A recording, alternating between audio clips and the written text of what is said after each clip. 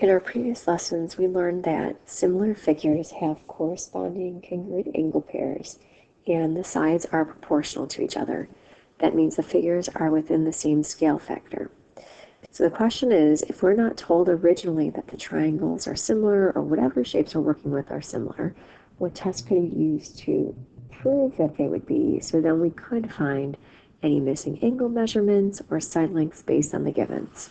So focusing on triangles, there are 3 tests to prove similarity for the triangles. Kind of like when we had tests to prove that triangles were congruent, we're going to talk about them being similar. And the first way we could do that is knowing that we have 2 pairs of corresponding angles that are congruent. That's often referred to as your angle similarity postulate. So we can see we've got 2 triangles, ABC and triangle DEF.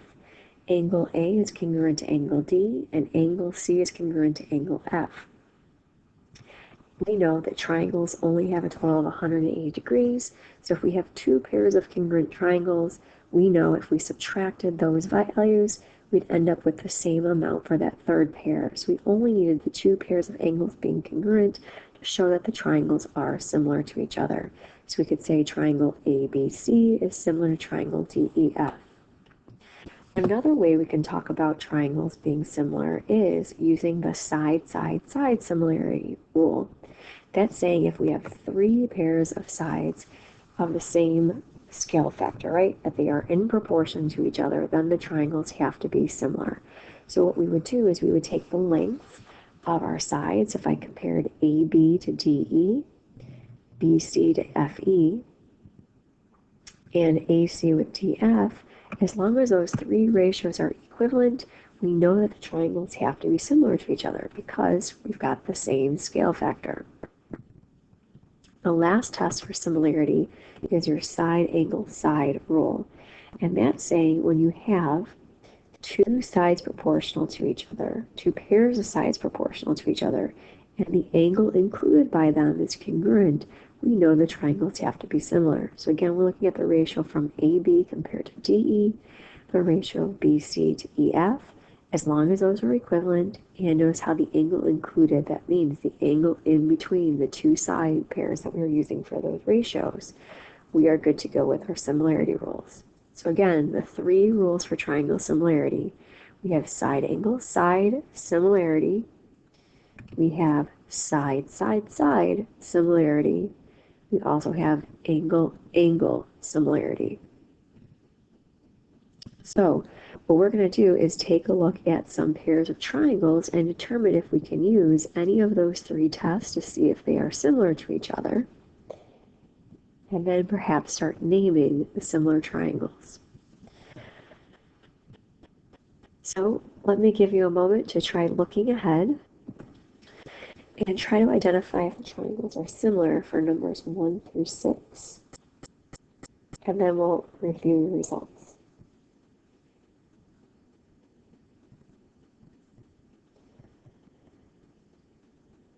So for number 1, we can see we have our 2 triangles here, and we have 2 pairs of angles that are congruent to each other. Therefore, these triangles would be similar by angle similarity.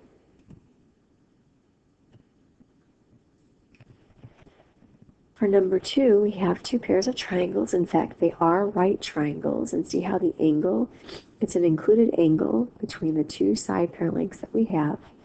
And so it looks like it's leaning towards the side angle side similarity rule. The only way we can test, though, is to try writing some ratios to see if they are the same, right? Are they of the same proportion? So let's say I compare my side length of 20 with 18 and 36 with 24. Are those 2 ratios equivalent? So we're going to think about common factors we can divide out.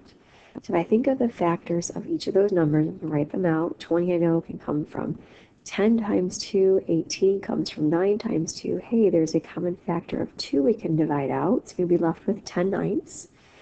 36, I could write it as 3 times 12. 24, I can write it as 2 times 12. There's a common factor of 12 that I can divide out. So what does that leave me with? I've got 10/9 on the left-hand side. I've got 3/2 on the right-hand side.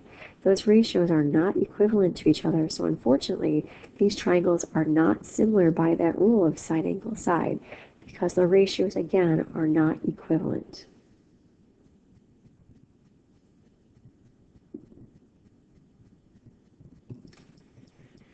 So for number 3, we can envision the two triangles. We have this one here, and then we have the other one here.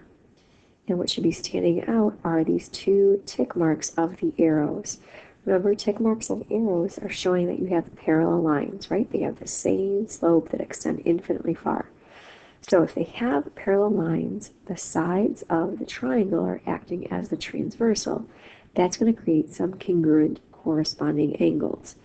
So if I think about that, I could have one pair of congruent corresponding angles here. Remember, it's just translated, so they're equivalent. I'll have the same thing happening on the other side. Here's another pair of corresponding congruent angles. Well, I have two pairs of corresponding congruent angles, therefore the triangles should be similar by angle-angle similarity. Now, some of you may have noticed that both triangles share this angle here. That's your reflexive property. So if you use that angle with one of the other pairs of corresponding angles created by those parallel lines, you're still ending up with the same test of similarity by angle-angle.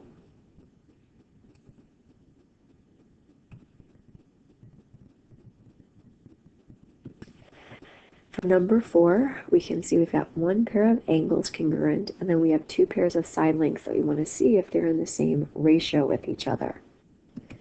So the question is, if I compare 8 with 4 and 18 with 9, are those two ratios equivalent? So again, we're thinking about common factors we can divide out. On the left-hand side, we know 8 and 4 have a greatest common factor of 4 we can divide out. 18 and 9 have a greatest common factor of 9 that we can divide out. So we're left with 2 equals 2. Those ratios are equivalent. So the triangles are similar by side, angle, side similarity.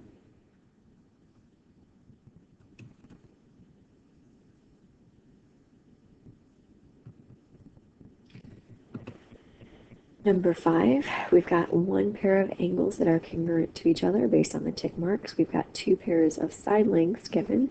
The question is, are they in proportion to each other, right? Are they the same ratio? So if I compare 24 with 16 and 39 with 26, are they equivalent? So again, I'm going to think about common factors I can divide out. We know 24 comes from 3 times 8, 16 comes from 2 times 8. There's a common factor of 8 that we can divide out here.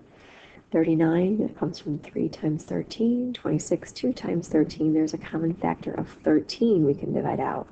That means we've got 3/2 is equal to 3/2. The ratios are the equal. Therefore, these would be similar by side, angle, side similarity.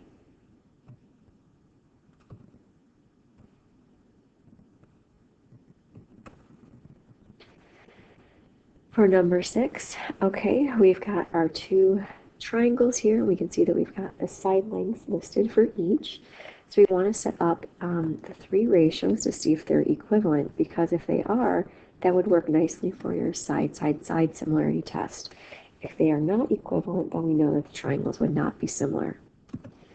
So I'm comparing 40 with 25, 32 with 20, 24 with 15. And we're thinking about dividing out common factors from each of those ratios. And we can see 40 and 25 have a common factor of 5 we can divide out. 32 and 20 have a common factor of 4 we can divide out. 24 and 15 have a common factor of 3 we can divide out. And what are we left with? 8/5.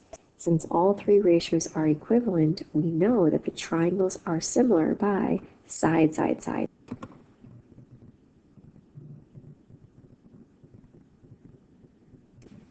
Remember, when you're talking about side lengths, in this case, we're always going to compare the largest with the largest, the smallest with the smallest, the medium with the medium.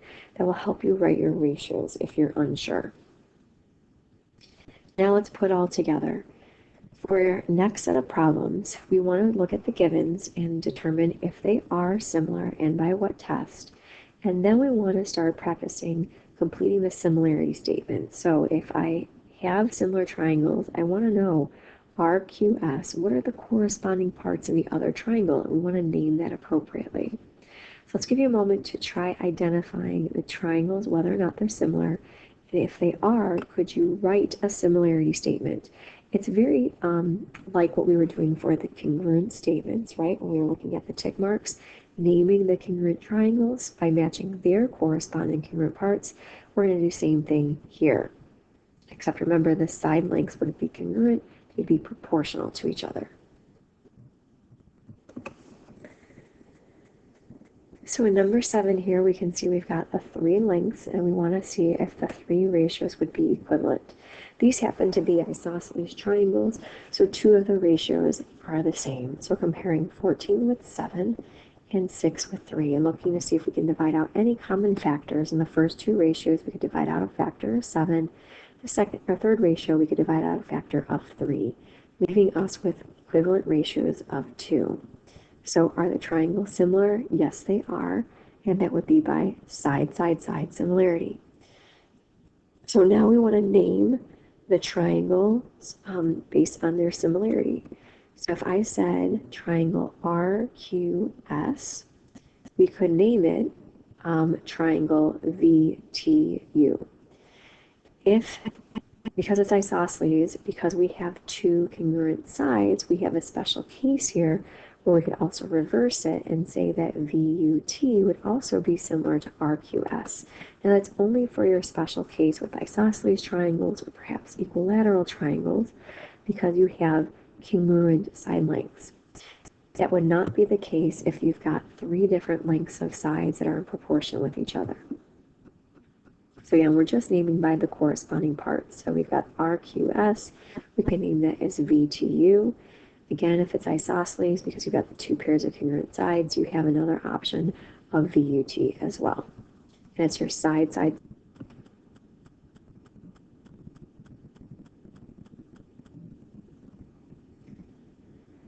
For number 8, we've got 2 triangles here, and notice how we've got some angle measurements. So in our we should be able to find the missing angles in each of those triangles, because again, we know the sum of the angles is 180 degrees. So 180 minus 120 minus 20 will give us the measurement for angle R. To find the measurement for angle L, 180 minus 120 minus 40, that would give you that measurement there. And so if we find those missing measurements, we know angle R should be 40 degrees and angle L should be 20 degrees. Now that I know all the angle measurements, I'm looking to see, do I have any congruent pairs? And I do, so I'm going to mark them. And I can see I got a pair of 20-degree angles, I got a pair of 120-degree angles, I've got a pair of 40-degree angles. They're congruent. I have at least 2 pairs of congruent angles, therefore the triangles have to be similar by angle-angle similarity. So now we have to name them. So if we say triangle RST, we're going to follow that same way of naming it. So if we look at the colors for the angles, we're going pink, yellow, blue. We have to do the same for the other triangles. We're going to go pink, yellow, blue. Pink, yellow, blue, that would have to be triangle JKL. So triangle JKL is similar to triangle RST by angle-angle similarity.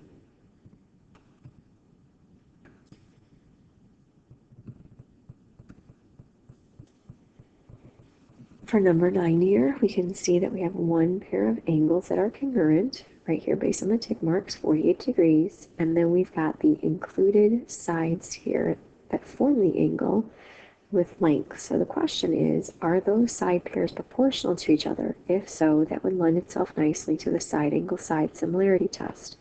If not, we'd have to say that they're not similar to each other. So let's see. We would compare the 15 with the 5 and the 9 with the 3 to see if those ratios are equivalent. 15 and 5 have a common factor of 5 we can divide out, and 9 and 3 have a common factor of 3 we can divide out. What are we left with? 3 is equal to 3. The ratios are equivalent, therefore the triangles would be similar by side angle side similarity.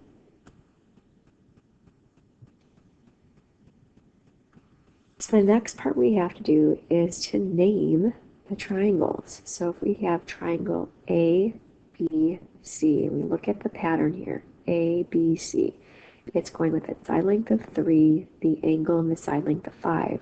We have to follow that same pattern for the other triangle. Well, 3 went with 9, right? Here's your angle. 5 went through 15. So we have to say J, K, L. And there we have our similar triangles.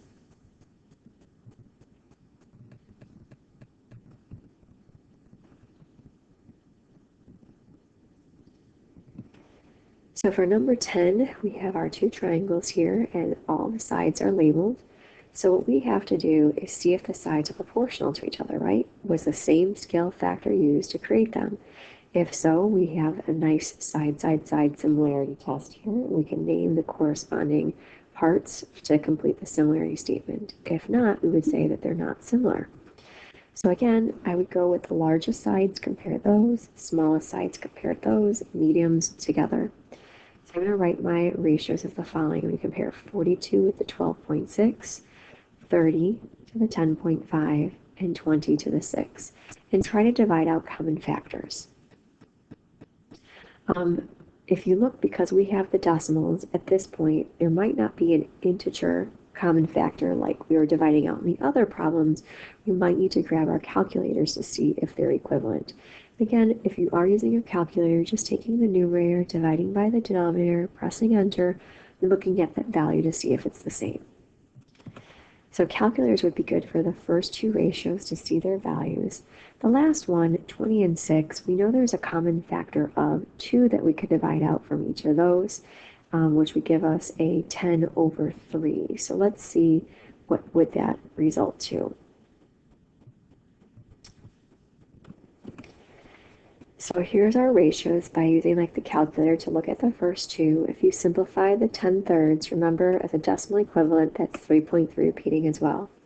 We only have 2 equivalent ratios, but we need 3 equivalent ratios. Because that is not happening here, the triangles are not similar to each other. So we can't do a similarity statement because the 3 ratios are not equal.